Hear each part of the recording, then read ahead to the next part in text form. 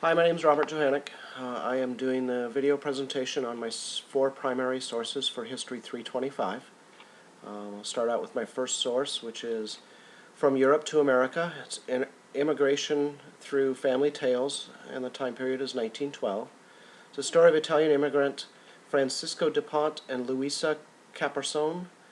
Francisco and Luisa both arrived in 1912 at Ellis Island, where they were married because the families back home in Italy forbid the marriage. The account of these family tales comes from Francisco and Luisa's daughter. They settled in Worcester, Massachusetts. At this time, Worcester was an ethnically divided community, and these communities were very much self-contained and supporting of each other.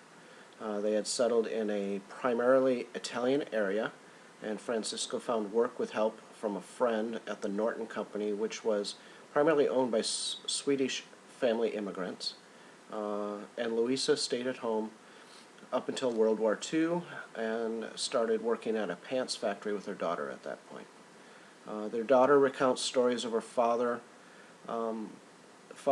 telling stories of her grandparents' experience back in Italy, on how communities there were diverse. They sold goods and bought goods from many different ethnic groups. Some examples were buying medicine from Indian man. The people they bought fish from were Italian. And the clothing store that they bought clothes at was owned by a Middle Eastern man. This was a stark difference from the experience that they had in Worcester. It was difficult for them to assimilate to the culture until their children started to attend public school. At this point is where they began to learn the English language. During their children's education, they experienced some discrimination from others, often being referred to as gas bags because of their diet was a majority of beans and garlic. My second source is the interesting narrative of the life of Olden Ikwani. Is a personal account by him of being kidnapped at age 11 from Africa, which sees him pass through Barbados and landing in Virginia, where he was sold into slavery. He spent some years being sold from ship owner to ship owner, and he finally ended up buying his freedom in about 1776, and from there he dedicated his life to helping end slavery while he was living in London. My third primary source is the family letters of the Curtis and Dunns. Their letters cover the period of 1845 to 1851 as Irish immigrants and detail the lives here in the United States and the part of their family still back in Ireland. The letters account for the hardship experienced on both sides of the ocean. The family experienced the Great Irish Potato Famine. And they also experienced here in the United States some of the harsh slum conditions that many of the Irish immigrants during this time experienced. My fourth source is the documentary of The Cats of Mirikitani, which is of Jimmy Mirikitani, a Japanese person that was born in Sacramento, California in 1920. And his parents decided to migrate back to Japan when he was at age 3. He lived there until he was 18, when he chose to return back to the United States, and he settled in Seattle in 1938 with his sister. He had a successful career as an artist until World War II started.